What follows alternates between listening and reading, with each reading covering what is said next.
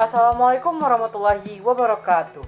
Halo semuanya, perkenalkan nama saya Rifah Handian Putri dengan NIM 2505843. Saya berasal dari Prodi Pendidikan Sosiologi. Di sini saya akan menyampaikan materi UTS saya dari mata kuliah Pendidikan Kewarganegaraan dengan dosen pengampu yaitu Bu Dr. Monica Tiara, SPD MPD. Baiklah, kita masuk kepada eh, poin-poin yang akan saya jelaskan pada materi ini. Yang pertama ada tujuan PKN, yang kedua ada urgensi PKN, yang ketiga ada identitas bangsa, yang keempat ada norma, yang kelima ada konstitusi, yang keenam ada integrasi nasional, yang ketujuh ada hak dan kewajiban, yang kedelapan ada konstitusi. Yang pertama ada pengertian PKN. PKN adalah pendidikan kewarganegaraan, mata pelajaran yang bertujuan membentuk warga negara yang cerdas, berkarakter, dan bertanggung jawab terhadap bangsa dan negara.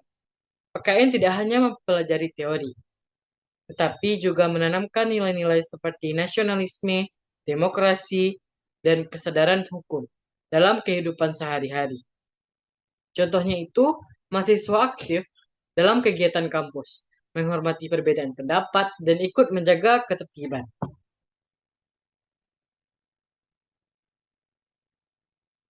Materi berikutnya ada tujuan PKN.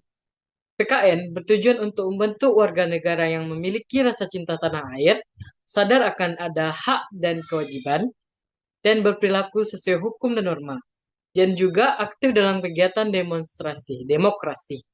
Contohnya itu, mahasiswa ikut organisasi kampus untuk belajar demokrasi dan kepemimpinan. Berikutnya ada urgensi PKN. PKN sangat penting karena membantu menjaga keutuhan bangsa di tengah keberagaman.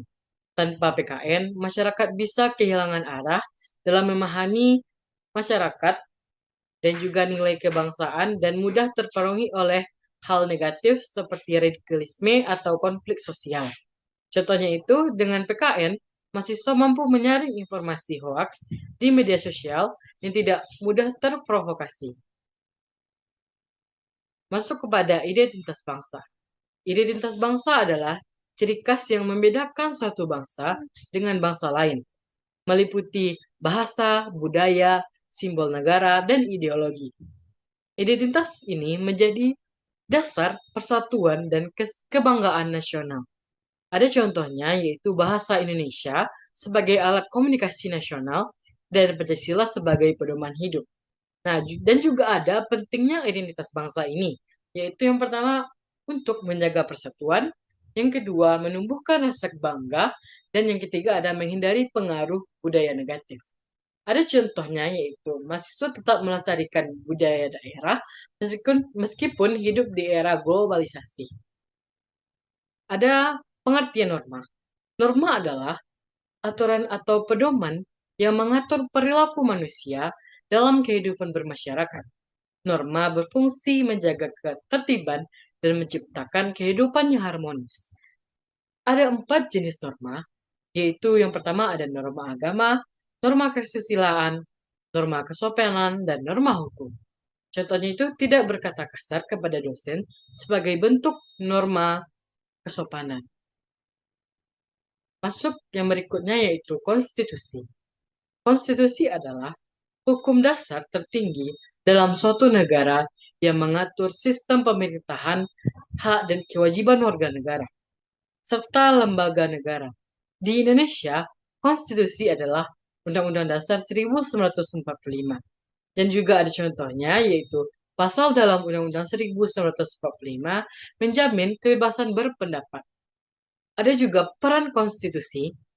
Konstitusi berperan yang pertama untuk menjadi pedoman penyelenggaraan negara, melindungi hak warga negara, dan membatasi kekuasaan pemerintah.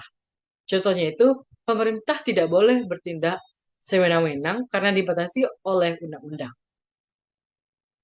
Yang berikutnya ada integrasi. Integrasi nasional adalah proses penyatuan berbagai perbedaan, ada suku, agama, budaya, menjadi satu kesatuan bangsa yang utuh. Hal ini sangat penting bagi Indonesia yang memiliki keberagaman yang tinggi. Contohnya itu, mahasiswa dari berbagai daerah hidup rukun tanpa membeda-bedakan suku. Ada juga faktor pendukung integrasi. Yang pertama adanya rasa nasionalisme, yang kedua ada toleransi, yang ketiga kesadaran akan keberagaman, yang keempat adanya Pancasila sebagai pemersatu. Contohnya juga menghargai teman yang berbeda agama saat beribadah. Itu termasuk dari toleransi. Ada hak dan kewajiban. Yang pertama ada hak warga negara. Hak warga negara adalah segala sesuatu yang berhak diperoleh oleh setiap individu sebagai anggota negara. Hak ini dilindungi oleh hukum dan konstitusi. Contohnya, hak mendapatkan pendidikan, pekerjaan, dan perlindungan hukum. Ada kewajiban warga negara.